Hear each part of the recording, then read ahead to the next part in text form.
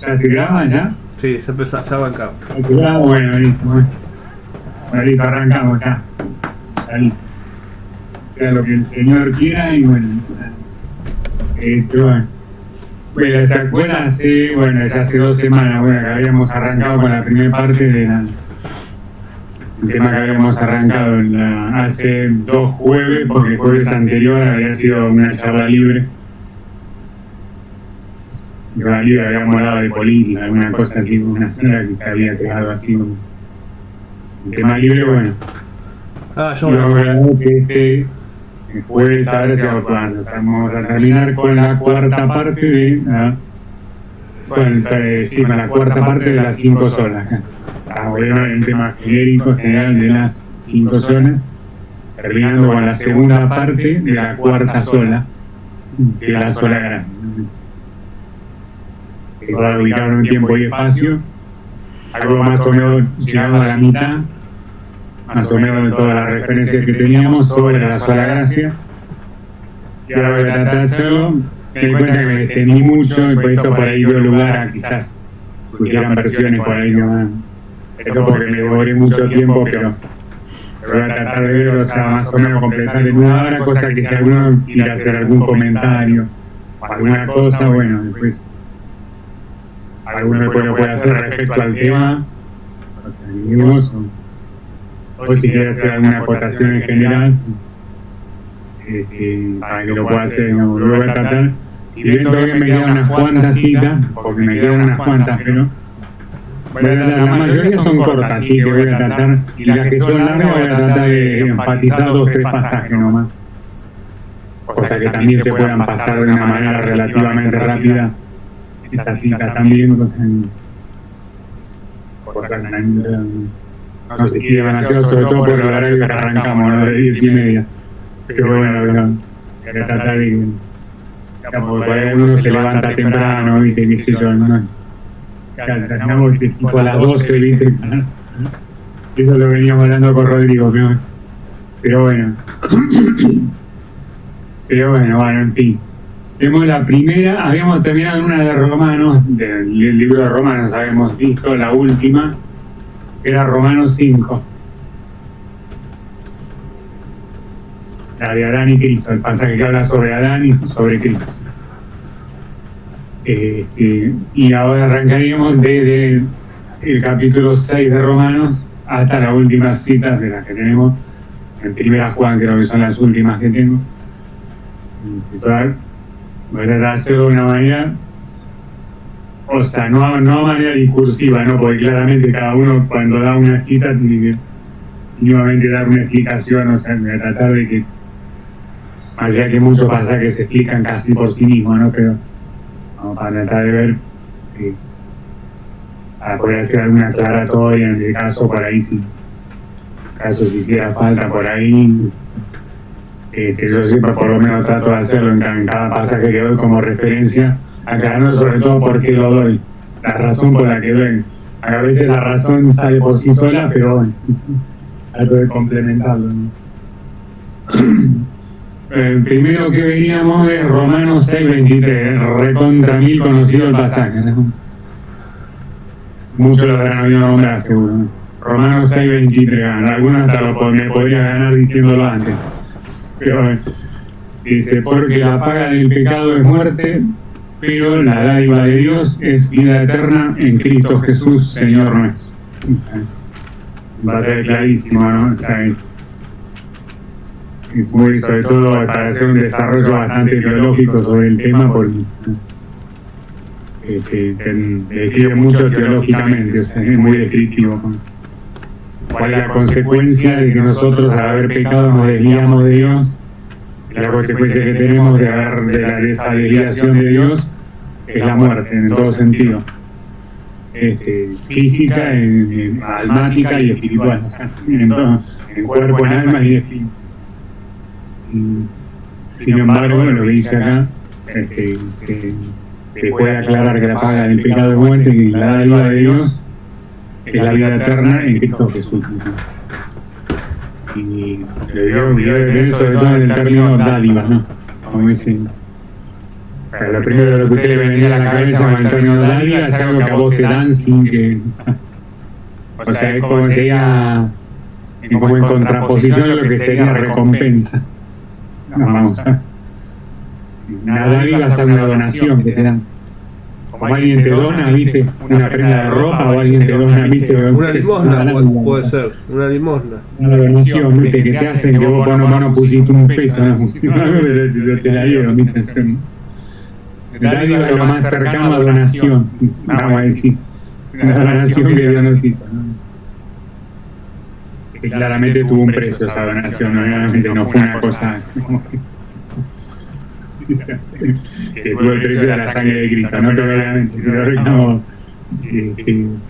a lo que es, digamos, respectivo a nosotros, eso es una dádiva, no es una recompensa a algo que nosotros hicimos. Entonces es algo que sustenta muchísimo, me parece, todo lo que ya se venía inclusive desde hace 2 semanas, que lo venimos dando. Incluso una vez me recuerdo un grupo que es de la congregación donde voy, que nos pidieron, o me pidieron a mí, que desarrollara puntualmente este pasaje, ¿no? O sea, y que diera citas sobre este pasaje. O sea, Romanos se ve directo, venía a la memoria, porque una vez tuve que dar una charla en otro grupo en derredor solo de este pasaje. La paga del pecado, muerte y la dádiva de Dios es vida eterna en Cristo Jesús. Yo me acuerdo, tuve que vengo por media hora o 1 hora, pero solamente dando referencias a partir de otras que surgieran, ¿no? De la misma. Por eso ese me pareció muy acertado por eso. Porque ahí donde el término que hablamos de que está relacionado con la gracia sería la dádiva, ¿no? Es algo como que lo donaron, ¿no? Una cosa que la recibiste, digamos, si bien tuvo un costo enorme para Dios, pero que para nosotros es una simple dádiva, ¿no? Es un regalo, digamos, un regalo. Pero bueno, es una cosa que lógicamente, como la vamos a ver en otras charlas, es algo que uno lo tiene que cuidar, ¿no? Pero es, digamos, no es a raíz de, no es una recompensa de algo que nosotros hayamos hecho por algún mérito, sino tiene que ver con Dios más que con nosotros, ¿no? Es lo mismo que veníamos diciendo, ¿no? Es los cristianos evangélicos somos teocéntricos, tratamos de ser teocéntricos y no tratamos de ser antropocéntricos, de centrarse en lo que puede hacer el hombre, ¿no? Pero lo que veníamos en las charlas pasadas recalcando es, bueno, el siguiente que tendríamos, Romanos 7, que es muy largo, pero por una cuestión temporal, ¿no? Así que vamos a tratar de ver lo que es más importante del pasaje de Romanos 7, que habla sobre una debilidad con la que presuntamente luchaba Pablo, el apóstol Pablo de Tarso, ¿no? Y obviamente estaría como parándolo todo, pero lo vamos a leer por una cuestión de tiempo solamente desde el 14 al 25. 14 al 25 de Romanos 7. Que dice a partir del 14, dice, porque sabemos que la ley es espiritual, mas yo soy carnal vendido al pecado. Él ya se define así, y ya él mismo se define así, vendido al pecado. Porque lo que hago no lo entiendo, pues no hago lo que quiero, sino lo que aborrezco, eso hago. Y si lo que no quiero esto hago, pruebo que la ley es buena. De manera que ya no soy yo quien lo hace, sino el pecado que está en mí. Y yo sé que en mí, esto es en mi carne, no obra el bien, porque el querer, el bien está en mí, pero no el hacerlo. Porque no hago el bien que quiero, sino el mal que no quiero, eso hago. Y si hago lo que no quiero, no lo hago yo, sino el pecado que mora en mí. Así que queriendo yo hacer el bien, hallo esta ley, que el mal está en mí, porque según el hombre interior me deleito en la ley de Dios. Pero veo otra ley en mis miembros que se revela contra la ley de mi mente y que me lleva cautivo a la ley del pecado que está en mis miembros.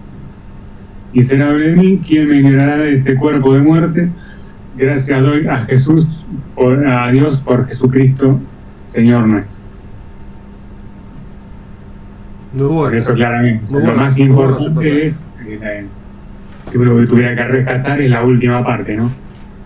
O sea, cuando Pablo, mi tocayo de Vera, reconoce cuál es la causa por la cual él puede ser librado de ese cuerpo de muerte, o sea, de ese cuerpo que está sometido al pecado.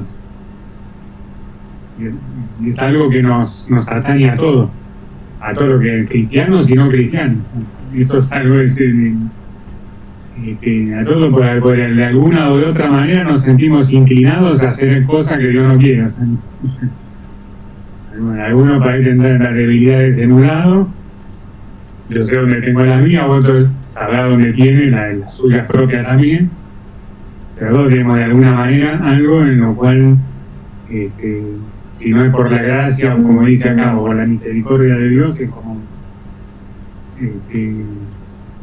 si realmente, o sea, viviríamos de alguna manera, como es el mismo pasaje, cautivo de toda esa debilidad. O sea, como viven en general las personas que no tienen a Dios, o sea, viven cautivas a sus propias debilidades, a sus propias reacciones, a sus propias actitudes, cautivas de sus propios estímulos. Lo que tenemos el Espíritu Santo, tenemos por ahí una chance un poco más de decir, bueno, tenemos la posibilidad de librarnos de esas cosas a través del Espíritu Santo, como dice acá el pasaje de Romanos 7. Y esto no solamente incluye, porque acá por ahí se podría decir que incluye lo que es nuestra vida normal, cotidiana, vamos a decir, ¿no? Que es por ahí donde más se puede aplicar todo este tema, ¿no? O sea, que uno no hace el bien que quiere, sino el mal que no quiere. O sea, que uno no actúa por uno mismo, sino por el pecado que está dentro de uno. O sea, pero así mismo como se puede aplicar para nuestra vida cotidiana, con todos nuestros pecados, nuestras debilidades, todas las cosas con las que luchamos, y que muchas veces con nuestras fuerzas no las podemos superar, ¿no? Sino que también se aplica para la parte soteriológica, es decir, para la parte de la salvación. Es decir, también se aplica, no es solamente para, si bien se aplica de manera práctica, ahora real, concreta, terrenal ahora, pero se aplica para la salvación también. La salvación la vas a poder conseguir vos por más méritos que quieras hacer, ¿no? Y la razón está acá en Romanos 7, porque está dentro de un cuerpo de muerte que está sometido al pecado. O sea, por vos mismo no hay chance que pueda hacer, no sé, te pueda presentar como justo, justificado delante de Dios, porque, o sea, por el hecho mismo lo que dice acá. O sea, la Biblia se explica sola. O sea, si vos para entender la Biblia tenés que ir a la propia Biblia, porque el mismo Romanos 7 te lo dice. O sea, nosotros estamos en un cuerpo de muerte que estás bajo la ley del pecado. O sea, no hay chance de que te puedas librar de eso, a menos que sea por el Espíritu Santo, ¿no? Si no, no hay chance. O sea, como que por algún lado Dios sabe, o sea, Dios sabe cuál es la debilidad que cada uno tiene, y Dios sabe que por la debilidad que uno tiene, o sea, te empieza a tentar por ahí, en algún momento te vas a caer. Eso cada uno de nosotros lo sabe. Entonces, que no nos queda otra, como dice, y como lo dice el mismo Pablo de Tarso, dar gracias a Dios por Jesucristo, porque es el único que nos puede liberar de toda esa esclavitud de pecado. O sea, estar con toda esa esclavitud de ese cuerpo de pecado, de muerte, o sea, que nos lleva siempre a hacer lo que Dios no quiere. Como que, bueno, me pareció muy importante, ¿viste? Porque y sobre todo deja muy en claro que todas estas cuestiones tienen que ver con Dios, ¿viste? O sea, no tienen que ver con nosotros. Que si tuviera que ver con nosotros leemos acá Romanos 7, no tenemos más nada que hacer, ¿no? Leemos Romanos 7 y ¿qué tenemos que hacer nosotros? Nada, así que no nos queda más que resignarnos, ¿no? O sea, sí, de no ser porque Dios nos ayuda con el Espíritu Santo, o sea, no queda otra que la resignación a nosotros, humanamente hablando. O sea, no sé. Y eso cada uno de nosotros se da cuenta, yo me doy cuenta, todos nosotros nos damos cuenta de eso. Es algo que es una realidad que es muy palpable para todos nosotros, ¿no? Pero bueno, lo digo porque es uno de los pasajes que más señala que, o sea, que Pablo, el mismo Pablo de Tarso estaba bajo la gracia. Ahí era por ahí considerado un superapóstol, alguien que le predicaba a todos los gentiles, a todas las naciones. Pero fíjate que él mismo reconoce que estaba esclavizado dentro de un cuerpo de muerte, que lo llevaba al pecado. No será como miran. O sea, si necesita él la gracia, se necesitaba él, y ahí para abajo todos nosotros la necesitamos 10 veces más. Si alguien así, viste, que llegó a esa posición a la que llegó, habiendo visitado el tercer cielo, totalmente una cosa que señala, viste, que él llegó a experimentar, viste. Nosotros que no llegamos ni a la milésima parte de eso, necesitamos 10 veces más de la gracia. Pero bueno, eso me pareció muy bueno como un ejemplo muy claro sobre el tema. Después vamos a Romanos 8 para hacerlo, otro bastante conocido también, Romanos 8:1, que dice, ahora pues ninguna condenación hay para los que están en Cristo Jesús, los que no andan conforme a la carne, sino conforme al Espíritu. Me gusta porque a mí me gustan estos pasajes que son así, que viste, que lo lee cualquiera, viste. Me gusta pasajes que no es lo que hay que teologizar demasiado, viste. Esto es lo que yo puedo ver como detalle acá, que muchos leen hasta donde está la coma. Viste, lo que dice en Romanos 8:1, dice, ahora pues, dice, ninguna condenación hay para los que están en Cristo Jesús, viste. Ahí todo, viste, sale, viste, como festejando, viste, vos dale campeón, viste, como no hay ninguna condenación hay, viste. O sea, fíjate que después de la coma tenés como un condicional, viste, los que no andan conforme a la carne, sino conforme al Espíritu. Es como un condicional que tiene eso. Es como, claro, pues si algunos leen la primera sola parte, viste, ninguna condenación hay para los que están en Cristo. Es como implica mucho como el tema de, o sea, el hecho de alcanzar la gracia, que es algo que tiene que ver fundamentalmente con el hecho de estar en Cristo Jesús, ¿no? Bajo la gracia, que es otorgada mediante Cristo Jesús. Y eso es lo que justamente nos tiene que llevar, si realmente uno es un cristiano verdadero y consagrado, es ayudar al hecho de que uno no anda conforme a la carne, sino al Espíritu. Y bueno, o sea, eso es lo que me parece muy bueno, muy buena referencia, porque, o sea, lo que hace que no haya ninguna condenación para nosotros no es nuestro esfuerzo, no es nuestro sacrificio, no es nuestro mérito, ni siquiera aunque nos autoflageláramos, como dice 1 Corintios 13, ¿no? ni siquiera eso, ni siquiera haciendo sacrificio grande, nada, que es el hecho de estar en Cristo Jesús, lo que hace que no haya ninguna condenación. Eso me pareció muy significativo para mí. Si sobre este tema, yo traté de recortar bastante los pasajes, porque si lo vemos todo, podemos estar hasta las 5 de la mañana más. O sea, yo traté de recortarlo todo, cosa de, bueno, los que son más descriptivos, o los que le pueden quedar más en la memoria, o que lo pueden memorizar más para poder transmitírselos, habiéndolos memorizado, transmitírselos a otras personas. Eso fácilmente, como es un versículo solo, claramente lo pueden. Pero más, estoy seguro que muchos de los que ahora escuchan lo saben, incluso capaz que hasta se lo predicaron a otros. Pero me pareció muy bueno por el hecho de que por lo que afirma, ¿no? Que es el hecho de que nosotros nos mantengamos en Cristo Jesús y en la gracia, es lo que, y ninguna otra cosa más que eso, es lo que hace que no haya ninguna condenación sobre nosotros. Después vamos a Romanos 9, vamos a leer dos más de Romanos 9 y 11, que son dos cortitos. Bueno, vamos a Romanos 9, acá un poco también de la soberanía de Dios también, ¿no? En Romanos 9, del 15 y 16 de Romanos 9, capítulos 15 y versículos 15 y 16 de Romanos 9. Dice, pues a Moisés dice, tendré misericordia del que yo tenga misericordia y me compadeceré del que yo me compadezca. Así que no depende del que quiere ni del que corre, sino de Dios que tiene misericordia. Yo sé que esto a veces alguno puede llegar a pensar que esto da más como para hablar de otro tema, ¿no? Más que de la sola gracia, pero algunos asocian por ahí este pasaje más con predestinación, con cuestiones así, ¿no?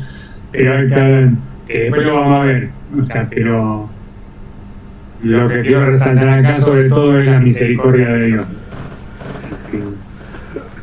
Más que ponerme a hablar de predestinación, más que ponerme a hablar de que Dios si elige a alguien o no elige a alguien, si hace elección, si no hace elección, o sea, no me quiero detener tanto con eso, que si bien lo podemos ver en otro, como lo vimos el año pasado de hecho, si bien lo podemos repetir este año, si les interesa, bueno, imagino que sí, porque para mí quizás es un tema que, o sea, si nos resultan interesantes estos temas, imagino que el tema de la predestinación también, si bien lo podemos ver, pero no me quiero detener tanto en eso, si Dios elige, no elige, predestina, no predestina, sino el hecho de la misericordia, ¿no?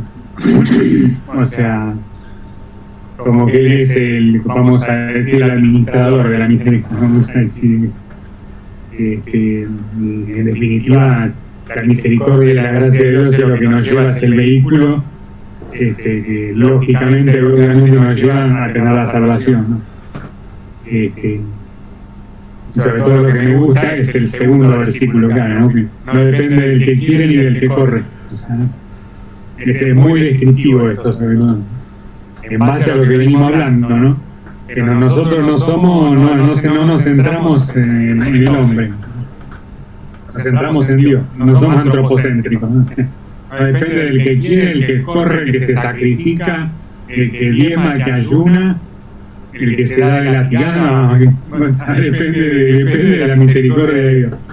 O sea, no depende ni siquiera de hacer sacrificios grandes, no depende depende de Dios que tiene misericordia. Sí. Pero lo demás no me quería atar, porque yo sé que este pasaje da para hablar de otras cosas, porque cuando uno da a entender, tengo misericordia del que tengo y el que compadezco del que yo me compadezco. Da a entender como que Dios hiciera una elección que después vemos. Yo sé que da para otros temas este pasaje también, pero no me quería centrar tanto en eso, sino en el hecho de que, o sea, la salvación no depende de que uno la quiera tener, o sea, de que la quiera ganar humanamente, ni de que corra, ni de que se esfuerce.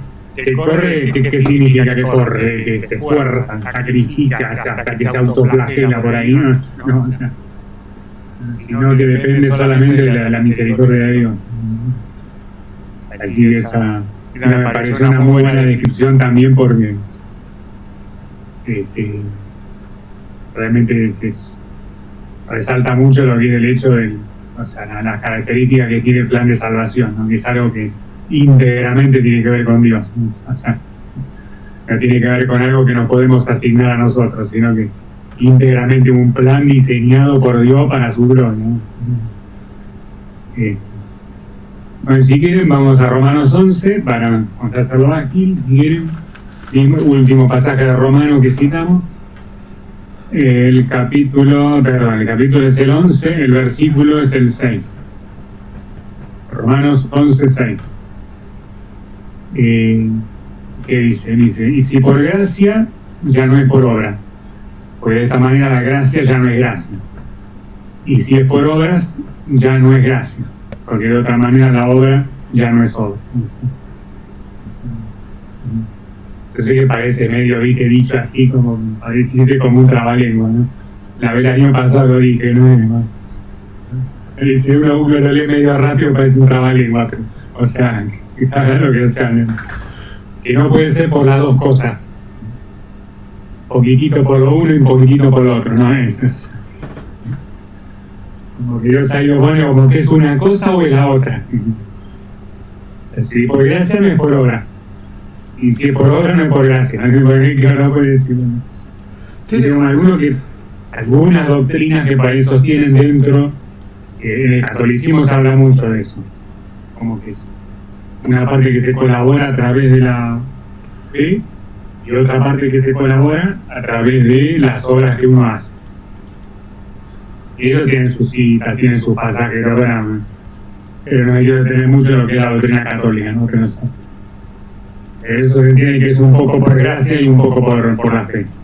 Es como que ni es suficiente con la fe sola, ni es suficiente tampoco con las obras solas, sino que como que es una combinación de las dos. Los católicos no creen en la sola gracia ni en la sola fe, pero bueno, nosotros tenemos este pasaje como referencia. Ahí les hace un planteo, sea un canónigo, sea de otra religión, o mismo para enseñar a alguien que se inicia recién en la fe, que también es evangélico como nosotros, pero que se inicia recién en la fe, que le podemos dar como referencia y como sustento bíblico por el cual creemos que la salvación es íntegramente por gracia. Se pueden citar Romanos 11:6, que está, vamos a decir que se está iniciando recién en la fe, ponele que recién se convirtió, se puede decir. Esto me gusta, porque sobre todo porque te lo deja bien claro, como que si es por una cosa no es por la otra, que nosotros establecemos que por gracia no hay que tratar de hacer obra, porque si no como que uno como que duda de que sea por gracia, 100% gracia. Y si es por obra, o sea, como dice, si es por obra ya no es por gracia. O sea, es como de alguna manera uno tiene que estar completamente seguro que la salvación que uno tiene es íntegramente por gracia. Si vos le quedás en una obra, porque alguna duda tenés. Porque en el fondo, consciente o inconscientemente, estás dudando de que por gracia. O sea, si vos sentís que tenés que agregarle alguna obra adicional, ¿viste? Pero bueno, me gusta este pasaje porque es muy aclaratorio sobre el tema que venimos hablando de la sola gracia. Cuando salimos de Romanos, ya todas las citas que vemos de Romanos ya las vimos una de 2 Corintios. 2 Corintios 5, 21. Habla de la obra expiatoria de Jesús. 2 Corintios 5, 21. Dice, al que no conoció pecado, o sea Jesús, por nosotros lo hizo pecado, para que nosotros, los que recibíamos la gracia, fuésemos hechos justicia de Dios en él. O sea, por medio de él, de Jesucristo. Me gusta porque este muy pasaje, me gustan estos pasajes simples a mí, como que ahí se define, se sintetiza mucho todo lo que es el plan que Dios diseñó de salvación, ¿no? Que diseñó a una persona, a su propio hijo, que no había conocido los 33 años que tuvo acá, bajo las mismas tentaciones, bajo las mismas, a las que estamos expuestos nosotros. No podría decir él era Dios y nosotros no, bueno, uno no podría unir. El bebé exactamente pasó, teniendo tan naturaleza 100% humana también, por las mismas tentaciones que nosotros, sin embargo, se terminó los 33 años, el menos que está registrado que vivió acá en 33 años, sin haber conocido el pecado. Para esa persona, a que a la única a la que no le correspondía el castigo, le cayó todo el castigo, de todos nosotros. Que sí merecíamos recibir castigo, no valga la redundancia. O sea, yo sé que esto es algún tema que por ahí, o sea, los pastores por ahí muchos nos hacen. Puede ser, Pablo, no sé, una vez escuché que decían que Barrabás nos representaba a nosotros. Claro. Y sí, es la verdad. Que toda la humanidad nos representa a nosotros. Toda la humanidad está bajo pecado. Y lo vimos en Romanos 7. O sea, todos estamos bajo un cuerpo de muerte que está sometido a pecado. O sea, eso es así. Eso es algo que no lo podemos evitar humanamente. Algo que solamente por la gracia de Dios nos podemos llegar a ser progresivamente santificados hasta cuando estemos en su presencia, que vamos a ser 100% glorificados y santificados, ¿no? Pero sobre todo lo que hablan, aparte habla de la gracia, habla del, como le gusta llamarlo al pastor donde voy yo, de Juan Pablo Bongarra. Le usa un término medio complejo, pero se puede decir de manera más simple, ¿no? Pero se llama la expiación sustitutiva, ¿viste? La expiación sustitutoria, o sea, la expiación de Jesús en sustitución por nosotros. Era en definitiva el plan que tenía desde antes, o sea, desde antes que fuésemos creados, desde siempre tenía el plan, o sea, que alguien que no había conocido pecado,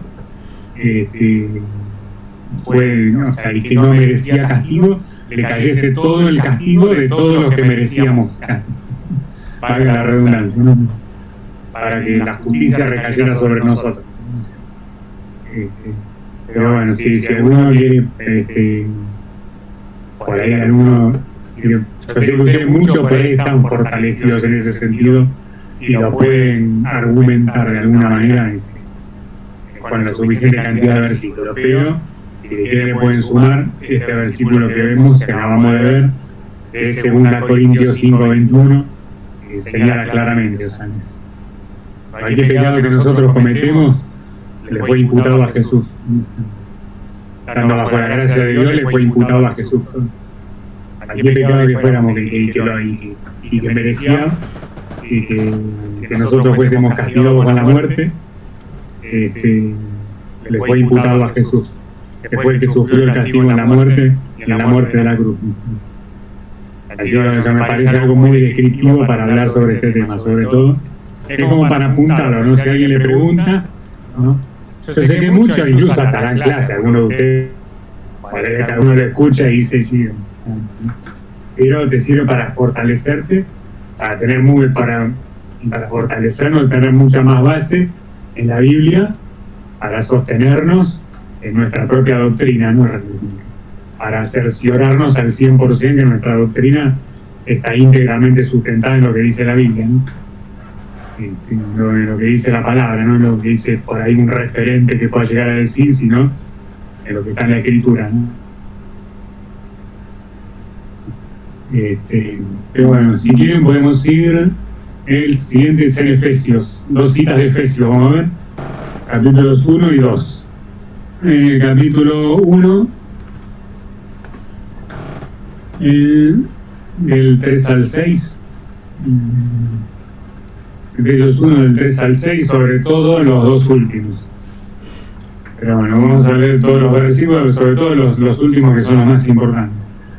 Efesios 1 del 3 al 6 dice, el título son bendiciones espirituales en Cristo. Y arranca diciendo, bendito sea el Dios y Padre de nuestro Señor Jesucristo, que nos bendijo con toda bendición espiritual en los lugares celestiales en Cristo, según nos escogió en Él antes de la fundación del mundo, para que fuésemos santos y sin mancha delante de Él, en amor, habiéndonos predestinado para ser adoptados hijos suyos por medio de Jesucristo, según el puro afecto de su voluntad, para alabanza de la gloria de su gracia, con la cual nos hizo aceptos en el amado. Seguro más o menos se habrá acordado que usé este pasaje de Efesios 1 para hablar inclusive de la sola gloria de Dios también. También se puede usar para varias de las olas. Esto seguramente lo van a encontrar. O sea si son observadores seguramente se van a dar cuenta. Muchos de los pasajes sirven para varias olas, no para una sola, sino para varias de las 5 olas. Y acá en Efesios 1, sobre todo lo que más rescato, si hablamos del tema de la gracia, es que el hecho de ser aceptos en el amado es la causa de la gracia. O sea, por ahí, los otros temas que dan a entender, por ahí trato de no, como decía en el pasaje que habíamos visto de Romanos, no quiero centrar, y eso por ahí lo vemos, y en otro día lo vemos, ¿no? Porque el pasaje de Efesios 1 sobre todo habla de, por ahí, otro tipo de cosas más, de habernos elegido y escogido antes de la fundación del mundo, que eso no me quiero tener, lo podemos ver y si quieren lo vemos, como lo hicimos el año pasado, pero sobre todo, si vamos a hablar puntualmente de este tema, resalto sobre todo el último, casi los demás estarían de más, sobre todo hablando de este tema de la sola gracia, ¿no? El versículo número 6, que es para alabanza de la gloria de su gracia, con la cual, con esa gracia que nos hizo aceptos en el amado. O sea, que el hecho de hacernos aceptos en el amado es por el puro, la alabanza de la gloria de su gracia, ¿no? Es algo que no... por eso en ese sentido, viste, o sea, nosotros todas las cosas que hacemos es más bien por gratitud al Señor, ¿no? Claramente el mismo Efesios dice que fuimos creados para hacer buenas obras, ¿no? O sea, una vez que nosotros somos aceptos, como dice acá, en el Señor, a partir de ese momento somos creados para hacer buenas obras. Una vez que somos aceptos por gracia, y de esa manera tenemos la salvación, a partir de ahí es que empezamos a hacer las obras que Dios las tenía preparadas de antemano. O sea, como en otro pasaje del mismo Efesios lo dice, ¿no? Dice, pero siempre es algo que antecede, ¿no? Era como había dicho la otra vez, ¿no? Es tratar de no confundir causa con efecto, ¿no? Las obras son el efecto, no la causa, ¿no? De la salvación. O sea, la causa de la salvación es la gracia que nos hace aceptos, y el efecto es el hecho de las buenas obras que hacemos para el Señor. De predicar, de servir, o sea, de seguir extendiendo el reino acá en la tierra, ¿no? Pero eso es el efecto, ¿no? De la salvación, no la causa, ¿no? Pero bueno, si quieren, vamos a Efesios 2. Efesios 2, voy a tratar de ir, creo que administrar el tiempo. Efesios 2, del 1 al 9. Efesios 2, del 1 al 9. Y el título es lo más descriptivo que hay, es el título. Yo lo saqué de la Valera. Otro por ahí tiene la NBI, NTV, Dios hablador, Biblia Jerusalén, no sé cada una la que tiene, pero en la Valera directamente el título es Salvo por gracia. Alcanzaría con leer el título solo de Efesios 2. Casi lo mata de más, ¿viste? Ya cuando te arranca con el título así, ¿viste? Como... Lo demás casi como que está de relleno, ¿viste? Te pone el título Salvo por gracia. Pero bueno, lo vamos a leer del 2, desde el 1 hasta el 9. Pero sobre todo lo que nos vamos a quedar es del 4 al 8. Donde está lo más, la esencia, donde está lo más importante. Pero leyéndolo desde el 1 dice: y Él os dio vida a vosotros cuando estabais muertos en vuestros delitos y pecados. Enlace esto con Romanos 7, entre paréntesis, ¿no? En el cuerpo de muerte, sometido al pecado, ¿no? Estabais muertos en vuestros delitos y pecados, en los cuales anduvisteis en otro tiempo, siguiendo la corriente de este mundo, conforme al príncipe de la potestad del aire, el espíritu que ahora opera en los hijos de desobediencia, entre los cuales también todos nosotros vivimos en otro tiempo en los deseos de nuestra carne, haciendo la voluntad de la carne y de los pensamientos. Esto se puede conectar con lo que habíamos visto, ¿no? Ninguna condenación hay para los que están en el espíritu y no en la carne, ¿no? Se conecta con ese otro versículo de acá de Efesios 2. La deseos de la carne, haciendo la voluntad de la carne y de los pensamientos, y éramos por naturaleza hijos de ira, lo mismo que los demás. Y acá donde viene lo más importante para rescatar: pero Dios, que es rico en misericordia, o sea, en gracia, por su gran amor con que nos amó, aun estando nosotros muertos en pecados, nos dio vida juntamente con Cristo. Entre paréntesis, por gracia sois salvos. De vuelta, repite lo mismo del título, gracias sois salvos. Y juntamente con Él nos resucitó, y asimismo nos hizo sentar en los lugares celestiales con Cristo Jesús, para mostrar en los siglos venideros las abundantes riquezas de su gracia en su bondad, para con nosotros en Cristo Jesús, porque por gracia sois salvos por medio de la... Bueno, esto es algo que también es muy redundante, ¿no? Y que sirve para varias, ¿no? Es como un combo, ¿no? Juntamente, o sea, acá, como vemos, se va entrelazando, ¿no? Porque vimos que Romanos 7, mi tocayo de la Biblia decía que él, por su propia naturaleza humana, estaba totalmente encadenado y casi que sometido a la ley del pecado. o sin casi, estaba sometido a la ley de Dios. Es lo mismo que habla en Efesios 2. A los muertos en delitos y en pecados. No es otra cosa que describir lo mismo en los Romanos 7, nuestra propia naturaleza caída y que está sujeta al pecado. Habla de alguna manera sobre la anterior vida que muchos de ustedes tuvieron. O sea, yo tuve una vida, quizá no tuve, o sea, quizá tuve una vida anterior, 15 años, hasta los 15 años de mi vida, antes de aceptar a Dios, pero muchos quizás tuvieron un largo periodo de tiempo, muchos que se convirtieron a los 35, a los 40 y pico, 45 años, y que sí tuvieron una vida más o menos del estilo que habla acá Romanos 7 y Efesios 2, y que tuvieron una vida de ese estilo. La causa de haberse convertido al Señor fue que comenzaron a abandonar todos los hábitos que tenían de esa anterior vida. O sea, acá es una de las cosas que resalta mucho, ¿no? Digamos, es justamente a causa del plan divino, es que nosotros podemos salir de la única manera que nosotros tenemos de poder liberarnos de toda esa esclavitud que nosotros tenemos, de pecado, de desobediencia, de muchas veces de debilidad, digamos, la única manera de poder salir de alguna manera del círculo vicioso en el que muchas veces estamos es a través de la misericordia de Dios. A través de esa misericordia de Dios es que recibimos, que podemos ser resucitados, como dice acá, espiritualmente, ¿no? De toda la vida muerta en pecado que teníamos, a causa de la misericordia de Dios es que Dios espiritualmente nos resucitó de esa vida que estaba muerta en pecado, ¿no? Y acá no solamente habla en pasado barra presente, sino que habla para el futuro, ¿no? Porque dice para mostrar en los siglos venideros. O sea, también habla de los siglos venideros, las abundantes riquezas. O sea, habla también incluso de manera escatológica, también, o sea, de los siglos venideros a partir de ese año hasta esta época, e incluso de esta época a las que vengan en el futuro, e inclusive en la eternidad.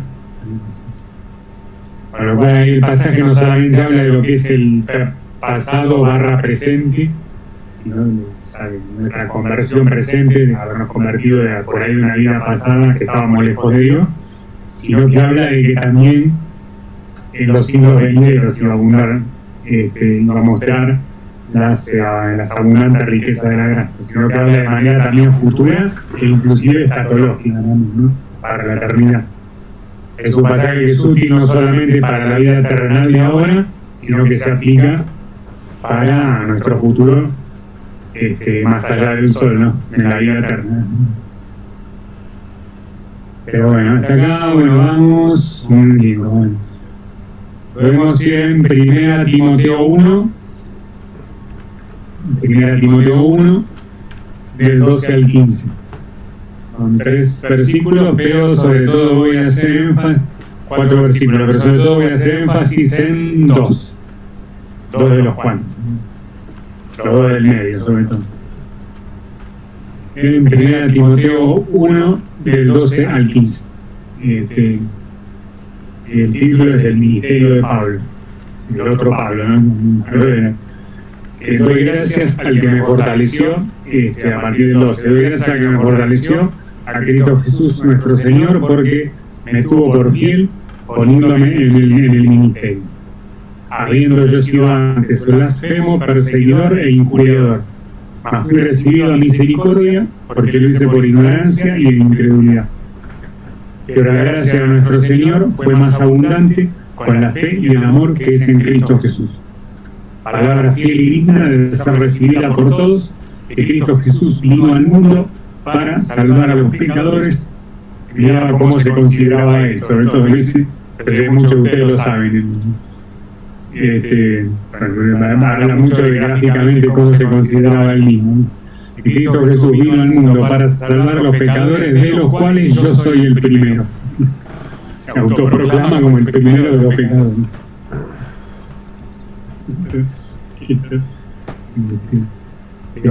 Es algo muy similar a lo que se había visto en Efesios 2, ¿no? hablando de la transformación que Dios hace en la vida cuando una persona recibe la gracia, ¿no?, del Señor, ¿no? O sea, como que el trabajo que uno hace de santificación, habiendo tenido antes una vida, yo por ahí no tuve una vida hacia ese nivel, digamos, como la tenía mi tocayo, ¿no?, de hace 2000 años, que había sido blasfemo, como dice acá, perseguidor, injuriador, considerándose el himo, el primero de los pecadores. En Romanos 7 se consideraba carnal vendido al pecado, o sea, como vimos en Romanos 7, o sea, tenía como que humanamente tenía ese concepto como alguien totalmente, o sea, totalmente atado a sus debilidades, a sus pecados, a su naturaleza caída. Humanamente sabía, o sea, que esa era su condición, sabía exactamente, o sea, quién era delante del Señor. Algo similar, un ejemplo similar es el de David en el Antiguo Testamento. Él reconocía exactamente su condición, sobre todo David habiendo hecho todo lo que hizo, ¿no? Habiéndose acostado con la mina de otro, la mujer de otro, habiendo mandado a matar después al marido, a Urías, que era el marido de Betsabé con la que se había acostado. Hizo un lindo quilombo. Claro, pero él después se arrepentía delante de Dios porque él reconocía delante de Dios, él no se justificaba. Como podemos dar otros ejemplos en la línea de personas que se hacían ver, no digo totalmente justas por sí mismas, pero a la manera del fariseo, por ahí comparándose con gente, por ahí como viene la parábola, comparándose con alguien como un publicano, un joven por ahí se sentía con más justicia, ¿no?, propia, vamos a decir. Claro. O sea, comparándose con otra persona, ¿no?, cosa que no hay que hacer, claramente. Claro, eso es como una soberbia, digamos, ¿no? Claro, como que haciéndose ver como que el otro tiene más debilidades que él. Claro. Pero algo que se rescata es claramente en el Antiguo Testamento. David, como decía, incluso lo vimos en el Salmo 51, en el primer pasaje que vimos hace 2 jueves, fue el de David, el Salmo 51, cuando David le pide perdón a Dios y le pide misericordia a Dios por haberse equivocado, haber cometido todos los pecados que había cometido. Y es el mismo ejemplo que tenés en el Antiguo Testamento de David, lo tenés acá con Pablo de Tarso en el Nuevo Testamento acá. Y lo reconoce totalmente. Yo era un blasfemo, un perseguidor, un juzgador, el primero de los pecadores, totalmente carnal, venido al... Él lo decía claramente, no tenía ningún problema de quererse ver mejor que los demás, como por ahí tenían los fariseos, que tenían como el tipo como que no sé si la necesidad, pero tenían como el hábito de querer verse mejores que los demás, ¿sí?, o más impolutos que los demás, ¿sí?, o más santos que los demás, ¿sí?, como Pablo sabía exactamente lo que él era humanamente y la necesidad de gracia que tenía, o sea, porque es la misma necesidad de gracia que tenemos todos. A todos los que nos somos cristianos, tenemos esa misma necesidad que tenía David en su momento, y que tenía Pablo de Tarso también. O sea, que lo fundamental que tenemos que tener en cuenta como cristianos, o sea, lo fundamental es acudir todos los días en oración a la gracia de Dios, pedir perdón, o sea, pedir misericordia, porque, o sea, es como, o sea, lo último que tenemos que hacer es confiarnos en nuestra propia justicia. Es lo mejor que tenemos que hacer es lo que hacía David y lo que hacía también acá Pablo de Tarso, ¿sí?, ¿no? O sea, autorreconocer, o sea, viste como algunos psicólogos dicen, para salir de un problema tenés que reconocer que tenés el problema, ¿no? ¿No? Y que algunos psicólogos lo dicen, ¿viste? El primer paso para salir de un problema es reconocer que tenés el problema. Claro. Hacerse cargo, digamos. Claro, y reconocer que tenés que es lo que hacía David y lo que hacía Pablo. O sea, reconocer que tenés el problema que no sé, por la gracia de Dios te van a iríamos todos a parar al mismo lugar. Salir a Dios. De no ser por la gracia y la misericordia de Dios. Y bueno, eso me pareció muy atinado ponerlo porque, o sea, porque nos desnuda nuestra propia necesidad de acudir a la gracia de la misericordia, a nuestra incapacidad total de confiarnos en nuestra propia justicia. Ese, que era los méritos, como vuelvo a decir, que lo tenía David en la época del Antiguo Testamento y que lo tenía Pablo de Tarso en el Nuevo. Pero bueno, lo que podemos ver son dos pasajes de Tito, que son muy cortitos los dos pasajes. En Tito ya vamos por los últimos. Sí, ya vamos por los últimos. En Tito 2, en capítulo 2, versículo 11. Y Tito 3, versículo 5. Vamos a ver hacer como un 2 en 1, vamos a hacer para de una manera cortarlo un poco. En Tito es 2, versículo 11, que dice: porque la gracia de Dios se ha manifestado para salvación a todos los hombres. Y en Tito 3, versículo 5, que dice que Dios nos salvó no por obras de justicia que nosotros le hubiéramos hecho o podríamos haber hecho, sino por su misericordia, por el lavamiento de la regeneración y por la renovación en el Espíritu Santo. Acá se ve que tengo muchas cosas para describir, o sea, primero, lo de la primera de Tito 2 es un poco resaltar el hecho de la no acepción de personas de Dios, primero. La gracia de Dios se ha manifestado para salvación a todos. Eso también acá lo deja muy claro, el 100%. El 100% de los que aceptan la gracia de Dios, ¿no? De los que se entregan a Dios, los que intentan vivir bajo la gracia y la misericordia de Dios. Pero no es algo para un solo pueblo elegido como era la antigua alianza, que era el pueblo de Israel, sino que se manifiesta a partir del nuevo pacto para todos los hombres, ya sean judíos o gentiles de cualquier nación o cualquier país. Dejando en claro el principio, como había dicho, de no acepción de personas que tiene Dios, que son por lo menos 5 o 6 citas que le puedo dar, que están en la Biblia, ¿no? Y el de Tito 3:5, que sobre todo lo que resalta justamente es el hecho de la no necesidad de tener que hacer obras de justicia, ¿no?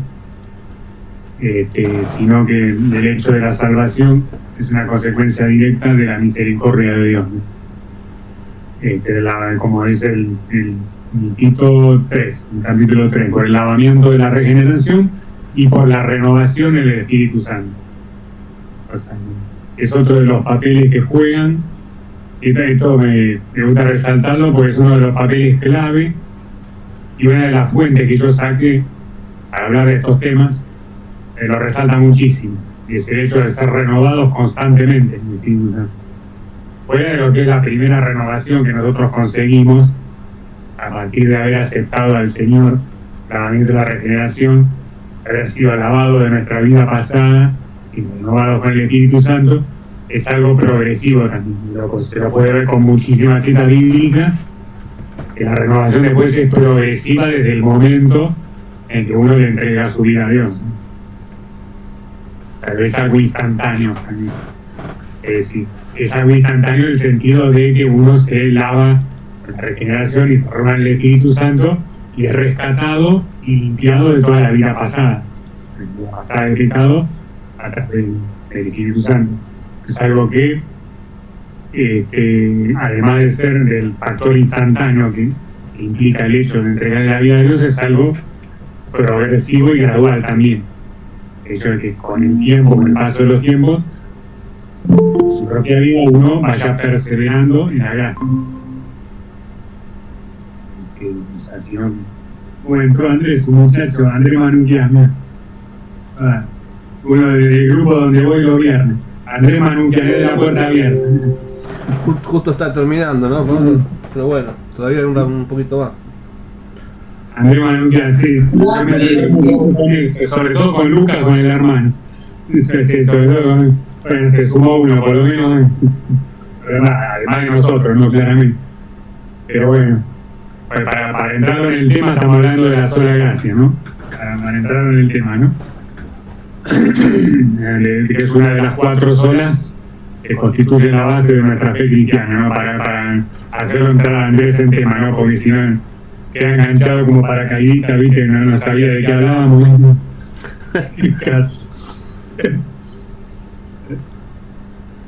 Sí, luego pasaba, igual ya estábamos terminando, igual, eran las últimas citas que estábamos dando y ya llegaste como para la mente, vamos a decir. Y lo llegó para la mente.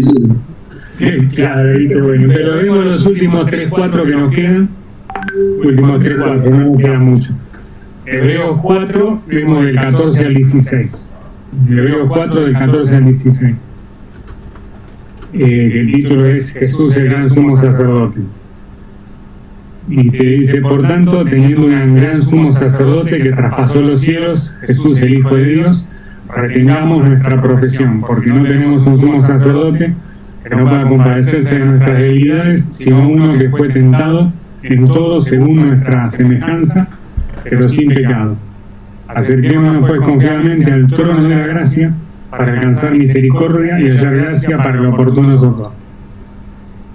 Otro pasaje que le pueden tirar a cualquiera que de alguna manera que le pueda pedir algún tipo de argumento o de fundamentación acerca de la salvación por gracia, fuera de todo lo que venimos viendo, o sea.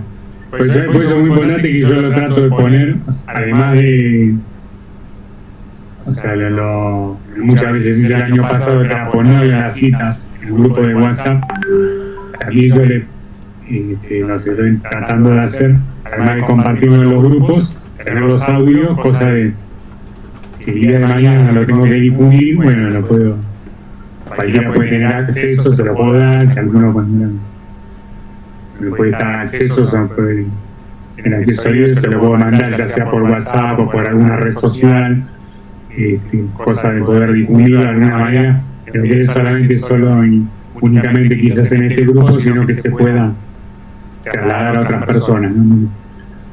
Para que también otras personas sean capaces de defender la fe, o sea, teniendo suficiente sustento en lo que dice la palabra, ¿no? Y bueno, y uno de los sustentos que tenemos está acá también en Hebreos 4, ¿no? Donde se nos manda acercarnos al trono de la gracia para alcanzar la misericordia y hallar gracia para lo oportuno.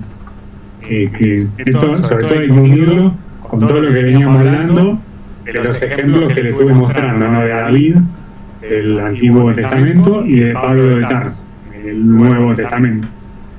O sea, personas que reconocían cuál era su... un poco para hablar también de lo que veníamos hablando también Andrés, de lo que veníamos hablando antes, ¿sí? Son personas que reconocían su condición, o sea que no se querían autojustificar de alguna manera, no se querían hacer ver como personas meritorias o personas santas, entre comillas, mejores que los demás, como una vez se citó en una de las charlas la parábola del fariseo y del cobrador de impuestos, ¿no? Sino que lo único que nos queda por hacer a nosotros es acudir, como dice, al trono, ahí arrodillados al trono de la gracia, y lo único que nos queda a nosotros, como lo tenía bien en claro David y como lo tenía bien en claro mi tocayo Pablo también de la Biblia, ¿sabes? Y lo único que nos queda a nosotros es acudir al trono de la gracia, ¿no? En el momento que nosotros dejemos de hacerlo, vamos a empezar a ir para atrás. En el momento que nosotros dejamos de hacerlo, vamos para atrás. Empezamos a retroceder. Por eso, o sea, y esto lo deja muy claro, o sea, nuestra actitud que tiene que ser todo el tiempo, ¿viste? Sea que hayamos sentido o no, que nos equivocamos, que no, pero, o sea que no nos sintamos en falta delante de Dios o no, es independiente incluso de nuestros sentimientos. Porque es algo que tiene que ver con nuestra condición natural, allá de lo que nos sintamos o no en falta delante de Dios, incluso que independientemente de eso, del hecho de que nuestra condición natural está caída y está sometida a pecado, como lo vimos en Romanos 7, ¿sabes? Es por el hecho mismo de ser lo que somos, vamos a decir, o sea por la condición en la que estamos como naturaleza caída, ¿no? Pero bueno, la siguiente, Santiago 4, lo trato de hacer rápido porque ya pasó una hora. Dice, pero él da mayor gracia, pero por esto dice que Dios resiste a los soberbios y da gracia a los humildes. Hay que entender, ¿no? Y quiénes son exactamente los que reciben la gracia, ¿no? O sea, que va de toda la mano. O sea, si ustedes se van fijando, todos los pasajes que vimos, o sea, van todos de la mano. O sea que los que son realmente, ¿qué significa lo que son humildes? Los que reconocen que que no les queda otra opción que acudir a la gracia.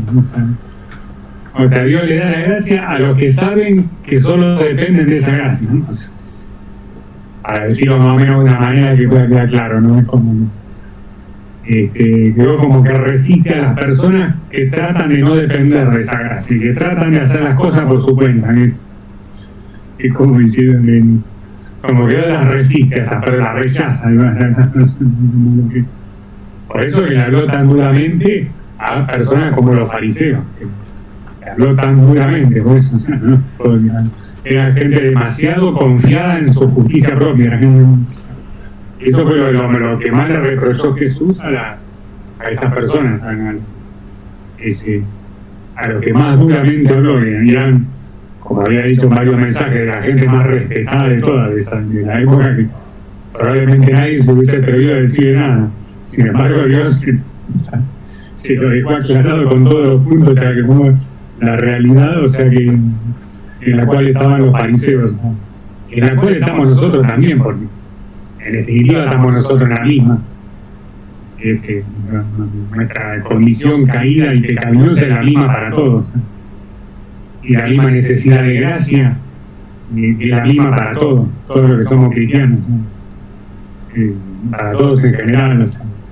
Y a los únicos, como dice acá Santiago 4, a los que efectivamente les llega esa gracia que nos produce ser salvos, es la humildad de reconocer que no nos queda otro camino que arrodillarnos delante de Dios y suplicarle que nos perdone y que tenga misericordia. Como el único camino que nosotros tenemos. O sea, le da la gracia a los que saben y tienen claro que lo único que los va a salvar es esa gracia. Parece medio un trabajo lo que digo, ¿no? Pero le da la gracia a los que tienen claro que solo es por gracia. Pero bueno, me parece muy bueno, sobre todo para tenerlo como referencia, como sustento bíblico por el cual creemos, ¿no? Que justamente recibimos por pura gracia, ¿no? La salvación. En Santiago 4:6. Vamos los tres últimos, vamos rápido. Sé que algunos se van por ahí, para algunos medio tarde. Dale, vamos rápido, ¿no? Primera Pedro 1:10. Aparte ya son 11:35. Pero bueno, vamos con Primera Pedro 1:10. Dice: los profetas que profetizaron de la gracia destinada a vosotros inquirieron y diligentemente indagaron acerca de esta salvación. Como dándole claro que, o sea, el tema de la gracia es algo que no se limita solamente al nuevo pacto. O sea, si no es algo que, o sea, los profetas también del antiguo pacto, no del nuevo. O sea, profetizaron de la gracia destinada a ustedes, vieron y diligentemente indagaron acerca de esta salvación. O sea, lo que da a entender acá Pedro era en la carta, es decir, Dios inspiraba a través de Pedro, no era algo que les tenía que agarrar por sorpresa a los fariseos o a los judíos de esa época. Que de repente, de golpe y porrazo resulta que agarrar las salvaciones por gracia, ¿no? O sea, los profetas del Antiguo Testamento habían profetizado y habían hablado de la gracia destinada a ustedes. O sea, no es algo que ahora lo tiene que agarrar sorpresa. Y se acomodaba, ¿no? Como diciendo de golpe y porrazo, ¿viste? Como, no, o sea, es algo que, o sea, si ustedes se fijan en las escrituras, yo se lo dejé revelado. De alguna manera, el periodo de la gracia en ese momento iba a llegar. O sea, tanto para los judíos en esa época, el pueblo elegido, y somos gentiles al resto de las naciones. Era claro que estaba profetizado que iba a llegar ese tiempo de gracia. O sea, que no era que era algo absolutamente nuevo, sino que o sea, que de alguna manera lo que en ese momento le falló por ahí a las personas que no habían hecho un estudio demasiado, o no haber tenido la suficiente revelación, por ahí tener el Espíritu Santo la revelara, que realmente los profetas habían hablado de esa gracia. Y el mensaje de Jesús estaba relacionado con muchos pasajes. Quizás lo que se le puede decir que en ese momento fallaron quizás algunos de los judíos o de los fariseos por ahí. Pero bueno, si quieren podemos ir en los últimos dos, en 1 Pedro 5, el versículo 5, 1 Pedro 5, 5. Dice: igualmente jóvenes están sujetos a los ancianos y todos sumisos unos a otros, revestidos de humildad, porque Dios resiste a los soberbios y da gracia a los humildes. Bueno, es una repetición en realidad de lo mismo que habíamos visto ¿a dónde lo vimos? En Santiago, ¿no? En Santiago lo vimos. Santiago 4, Santiago 4, 6, es lo mismo que dice 1 Pedro 5, 5. Dios resiste a los soberbios y le da gracia a los humildes. A los que saben que necesitan de esa gracia y que no pueden sin esa gracia, ¿no? No pueden ser salvos, no, a eso me refiero, sin esa gracia. Y por último, 1 Juan 1, 9, este último versículo de las que tenía para citar, dice: si confesamos nuestros pecados, Él es fiel y justo para perdonar nuestros pecados y limpiarnos de toda maldad. Yo sé que para muchos de ustedes que tienen años y años de cristiano es una cosa casi que me lo repetís y que como que claro, ¿no? Yo seguí con... Primera de Juan, ¿cuánto dijiste? 1 Juan 1:9. O sea, yo sé que mucho, yo lo escuché muchas veces, seguramente todos los que estamos acá lo escuchamos varias veces. Es algo que nos ayuda a fortalecer en ese sentido nuestra el hecho de que el recibir el perdón de los pecados de Dios y el ser limpiado de toda maldad es una consecuencia del confesar. ¿Y qué significa confesar nuestros pecados? O sea, nosotros no somos católicos sin hablar mal de los demás. Nosotros no creemos que hay que confesar como creen ellos delante de un sacerdote humano. Nosotros solo creemos que es una de las diferencias doctrinales con ellos, que creemos que solamente se le confiesan los pecados a Jesús, que es el único sumo sacerdote que hay, según varios pasajes de Hebreos, y si en algún momento lo podemos citar, o lo podemos hablar, los pasajes de Hebreos que hablan que el único sumo sacerdote que hay, o sea, como que el sacerdocio judío queda destituido, y o sea, ¿no? Más que nada viene a ser cambiado el sacerdocio judío, que era solamente para los líderes ministeriales, sino que pasamos a ser todos sacerdotes, como la propia Biblia dice, siendo reyes y sacerdotes, con un único sumo sacerdote que es Jesucristo, ¿no? Que es a quien le tenemos que confesar nuestros pecados, ¿no? 1 Juan 1:9, ¿no? Confesamos nuestro pecado al sumo sacerdote, él mismo, que a su vez es Dios, es fiel y justo para perdonar los pecados. Y bueno, es el hecho de confesar nuestros pecados. Si eres él, al haber confesado los pecados, se recibe por sola gracia la salvación, o sea, el perdón de los pecados y como consecuencia limpiarnos de la maldad y tener la salvación.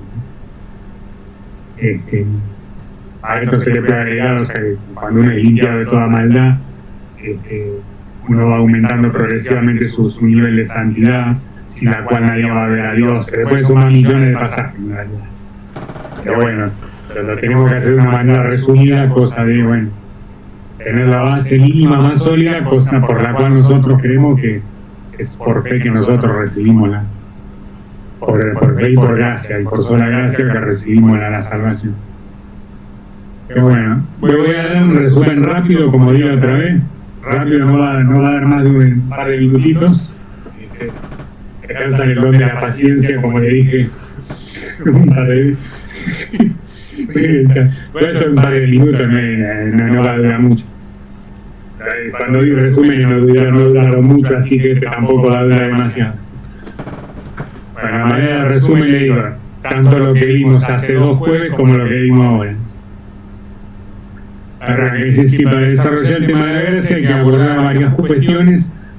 Una de las principales es el tema de la misericordia de Dios, es decir, el amor de Dios que Dios nos tuvo a pesar de nuestra miseria y nuestra incapacidad de obediencia y de santidad, justificándonos a través de su gracia para darnos salvación, recibida de parte de Él al poner nuestra confianza en Él y no en nosotros mismos humanamente, ya que nosotros mismos como humanos, nuestra justicia humana para Dios es como trapo de inmundicia. Dice en Salmo 118, en Isaías 64 y en Tito 3. Esa era justamente la mentalidad de los fariseos, que pretendían justificarse por sí mismos sin buscar la gracia divina, jactándose de guardar la ley y no ser como los gentiles que no la guardaban. Por lo tanto, ellos no sentían la necesidad de buscar gracia y misericordia en Dios, algo que sí buscó un publicano gentil saliendo justificado, algo que no consiguió el fariseo por confiar humanamente en sí mismo. Las referencias son Lucas 18, Romanos 11 y 1 Juan 1. Para alcanzar la gracia de Dios es necesario ser humilde para reconocer que la necesitamos y de esa manera poder alcanzar. Otro aspecto a destacar es que el propio Dios decide a quién deja entrar a la gracia y a quién no, ya que nadie puede llegar a la gracia y ser admitido a la familia de Dios si no le es permitido por el Padre mismo, ya que no depende de una intención humana, sino de la misericordia de Dios. En Juan 6, Hechos 2, Romanos 5, 7, 9 y 11. Es similar al párrafo anterior, la humildad es indispensable para acceder a la gracia, ya que es lo que despierta el agrado y el favor de Dios para alcanzar la gracia salvadora, ya que la propia palabra dice que Él da su gracia solo a los humildes. Proverbios 3, Santiago 4 y 1 Pedro 5, y se la niega a los orgullosos que confían en sí mismos. Otro elemento importante, además de la humildad de corazón, es la fe en Cristo Jesús para acceder a la gracia. En Romanos 3, 6 y 8,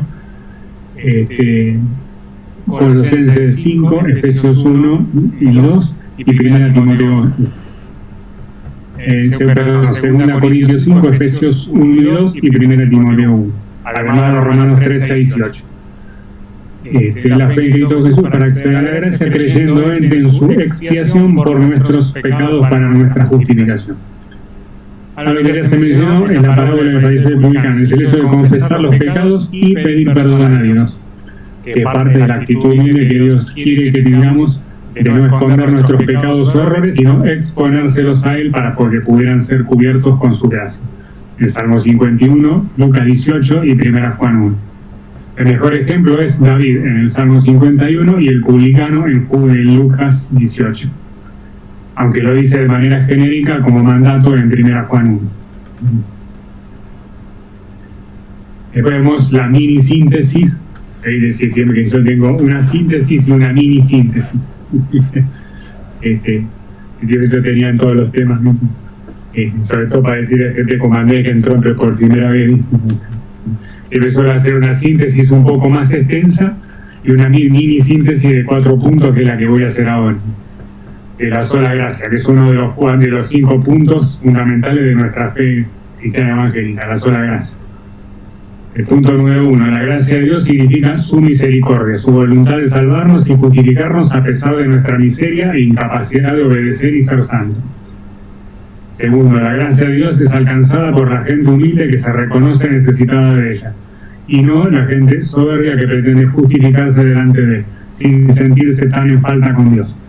O sea que la gracia no depende de una intención humana, sino de su voluntad divina, y nadie accede a la gracia si no es por disposición divina, la cual se obtiene justamente al tener una actitud humilde delante de Dios.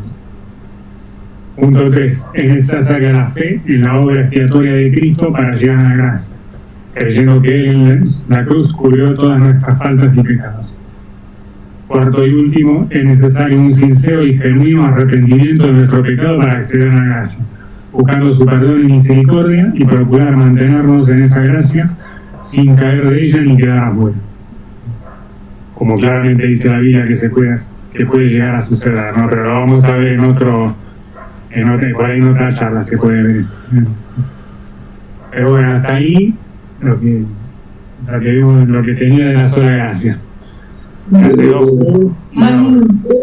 Eso que dijiste a lo último, hacerlo, ese estudio de cómo podemos caer de la gracia después que hicimos la oración de fe, esas cosas, eso es muy importante para los nuevos, también para nosotros. Sí, si no, no tengo mi tema. Eso tiene que ver Disculpe, con el tema de la salvación. disculpe, pongo detener la grabación y después seguimos hablando. Pongo detener la grabación.